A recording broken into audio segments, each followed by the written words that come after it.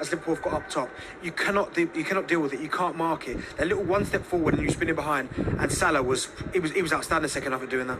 I wonder whether they're going to refrain from pressing so hard from the front in the future. They didn't expend too much energy pressing and harrying and chasing the Ipswich defence.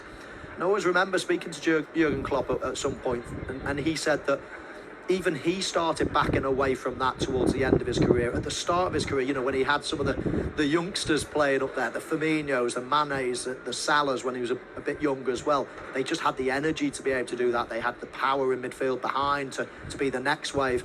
I just wonder whether, not everybody can expend the energy that Liverpool used to do. And even Jurgen Klopp started changing that a little bit. And I wonder if Arne Slot's going to do something similar. Time will tell. We'll analyse it, of course, through the season. Yeah. Let's have a look at Salah's goal, first of all, which made absolutely sure. As I say, there were 2 goals inside 5 minutes and 21 seconds.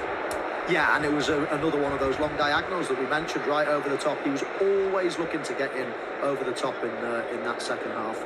In the first half as well, and that was to sort of put the seal on the game. Really, I don't think Ipswich were ever coming back, but it's amazing how many times. I mean, that's the killer runners, and no defender wants to be sprinting back to their own. But it was amazing how many times he did it, and he still got the timing right. It was still very difficult for the Ipswich defence to be able to pick up. It was, yeah. And so when he gets in there, the timing of the run, also it's almost triggers. It's almost like they look at each other, and the moment he goes forward, they go, right, we know exactly where he wants the ball. But when he gets in there, I mean, he's been one of the very best for a while. Calm, clinical, and he just knows what to do. He doesn't have to really get enough on it, because the goalkeeper comes out, he just gets enough toe on it to get it, take it down into the ground, and take it under the goalkeeper. A really clever finish. His fitness levels today really impressed me. We've mentioned the heat before, but to be his age now, but, you'll look at all the stats and you'll think, oh yeah, he's not covered as much ground as X, Y and Z. His runs are lung-busting runs. His runs take it out of you. He's not just buzzing around at 60% constantly. He walks, but when he runs, it is so fast and over long distances. Playing out wide is a difficult position to be. And then he's back in again. And as soon as someone gets, he's off again and again and again. 90th minute, still sprinting at full pelt. I mean, his fitness levels, his strength. People talk about his quality of finishing. Of course, that's absolutely right. But his fitness levels today really impressed me. We talked before the game about the Ipswich players learning lessons, being new to this. I mean, Leif Davis in that second half will have lessons learned, won't he? Because he's up against the very best in that situation. Exactly that. I think both fullbacks, as you said there, Steve, Axel Tuanzebe and Leif Davis, we were singing their praises at half-time. They defended against Luis Diaz and Mo Salah really well, 1v1, didn't give them too much respect, put their body on the line. Leif Davis was almost running Salah back this way first half. It sort of like something switched. And that's why they're top quality players, these guys, because they just go, okay, I can understand what you're doing now. Let me work that out. So what did Salah start doing? Just started showing Leif that he was coming up and then spinning behind. And after about 4 or 5 of those, Leif Davis thought, do you know what? I can't allow to leave Salah there on his own, because if I leave him there, he's going to punish us every single time. So he gets pushed back, and then it's a much more comfortable afternoon for Salah. And on the other side, Axel Tuanzebe, he's struggling as well, because Luis Diaz starts coming in off the line. So he's like, do I go and mark him? Do I not? And it becomes a little bit of cat and mouse. But, I mean, both of the fullbacks I thought for Ipswich were very good first half. But you're not going to come up against players of those qualities every single week. Well, maybe next week when they go to Man City. Yeah, okay, maybe not that week. exactly that. I mean, but it is interesting, isn't it? And it's actually can be a bit of a turning point in her career. I mean, the two fullbacks will be looking at each other in the dressing room today thinking, oh my word, wow, that's different to whatever I've played against before. Well, they actually think that second half's almost like a different sport to what they've played. Yes, and some people it will ruin their confidence and think, I'm not ready for this level. But they really are. It's just, you've just got to get used to it. It doesn't happen all the time, but it will happen. And it's not that they're not fit enough. It's only a mental thing. But playing against that should either sharpen them up or ruin their confidence. And hopefully the whole Ipswich team, really, if they can just, not get too downbeat about that. They were brilliant in that first half. If they can just take that and remember that and try to improve little bit by little, I think they'll be all right. I mean, I'm not trying to judge the Ipswich off one game, but I was really, really impressed with them today. And it's just important that they don't go into their shell now and think, oh wow, this Premier League is too much for us, because that's Liverpool at their very best today in the second half. You strikers have always told me, when you miss one, it's important you stay mentally strong. At 0-0, Diego Jota did miss a big chance by his very high standards in the air, didn't he? Yeah, it was. It's not like him as well, because he's really good in the air. His timing's brilliant. He's composed in front of the goal. And that one there, to me, that's one of those finishes where, as the ball's on route, you're thinking, I've scored it.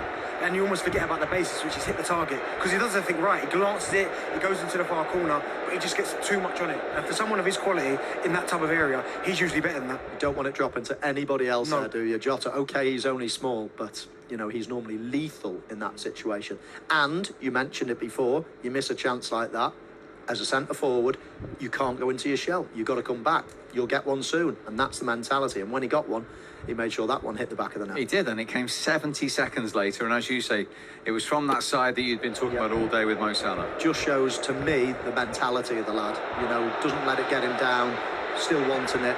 Yes, people will say, you know, it's a bit of a tap-in finish, but that ball feels quite a long, slow way, doesn't it? When it's coming to you thinking, oh, wow, you know, I'm meant to score here. I've got a bit of an open goal, certainly half the goal to end, but it was a good finish. And coming so soon after missing a chance, fair play to his mental capability. Do you know what helps him there as well is that he doesn't have to think about it. I think when you've missed that header, you think, and you've got a lot going on in your head, and then you get a more difficult chance where maybe you've got to move the ball and then finish it, you can overthink things. But when it's coming across you there at that pace, you haven't got to think about anything. Just get a good firm contact on it and put it in the empty net. If anything, I'm shocked that Salah passed it in that situation. I was. Mo Salah's role in that goal was just brilliant, though. I mean, he linked up play, he then spun, and then obviously to have the wherewithal to see his mate as well. And it looked like an easy pass, but the weight, the angle, all had to be spot on to keep it in Jota's stride, and the finish was good as well, but everything was down to Mo Salah really there. Yeah, but we touched on Jota last season with the injuries that he had and what happened when Liverpool played without him. He came back, scored first time at Fulham. I remember talking to him live on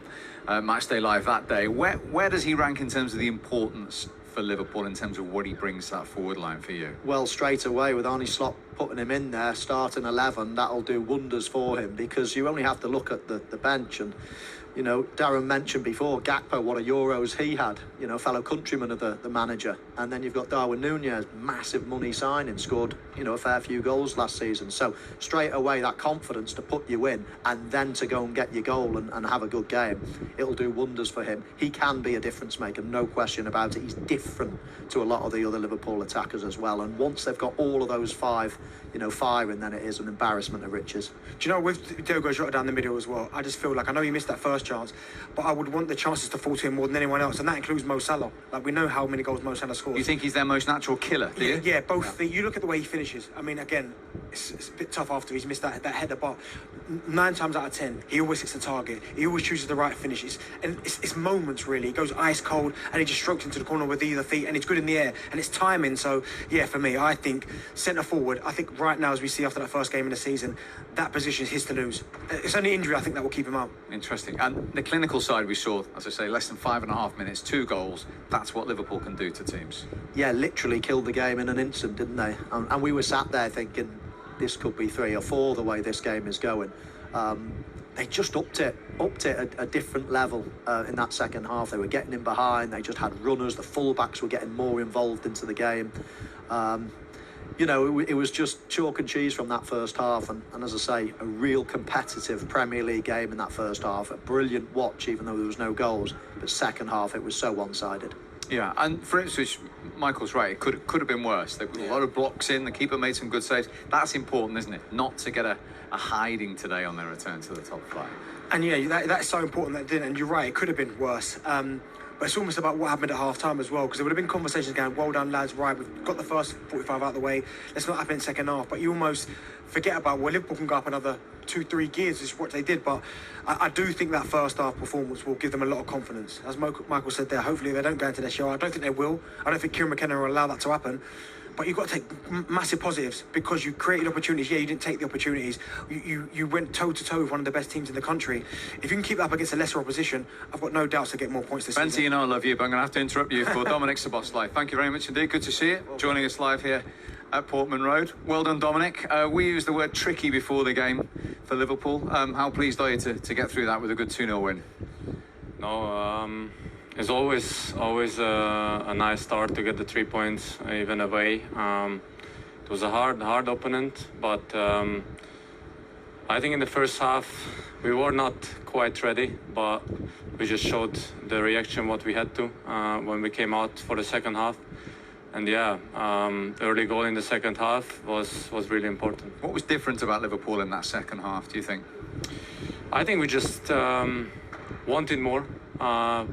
Put more work in the game, in the things what we have done, and yeah, I think if you see the first half and the second half, probably we run more, we win more duels, we had more shots on the goal, we had more chances. So, yeah, this is what we have to do from the beginning. Dominic, lots of people have been saying there's a big difference between the current manager and the past manager. What are the main differences tactically do you find under this new manager?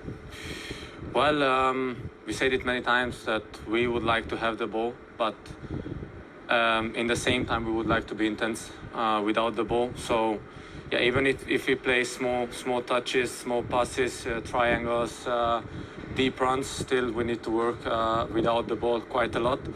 That's why we had a quite intense pre-season, but yeah, we can run in the 90th minute as well. So that's why, yeah, we are happy. Dominic, you said there that first half was a little bit slow, a little bit cagey. How long do you think it will take you guys to get up to full speed? Because the second half it looked like you grew into the game, but how long do you think it takes before you're at maximum fitness? I think we are at the maximum fitness. We just need to use it. I think it's not an excuse, but 12:30, you know, it's still morning actually, but for them as well, so it's not an excuse, but still from the next week on we have to be ready from the first minute, because sometimes it works like this, but sometimes you concede a goal and then it's already too late. Yeah, a lot of people saying about no new faces, but the same strikers are there. And when chances drop to the likes of Mo Salah and Diego Jota, you're going to win games, aren't you, by killing teams off like that? Exactly, that's why we have them in the team. But also our bench is really strong. Darwin with Cody, with everybody. So we need the whole squad, because it's going to be a lot of games. Well, listen, very well done today. Thank you very much indeed for joining us. Thank you. Great winning start. Thank Dominic you. Szoboszlai live for you. Matchday live on the road. Well, it's been great fun. I'm sorry Ipswich couldn't get the dream result for That's you. right, but- Man City next, not a problem.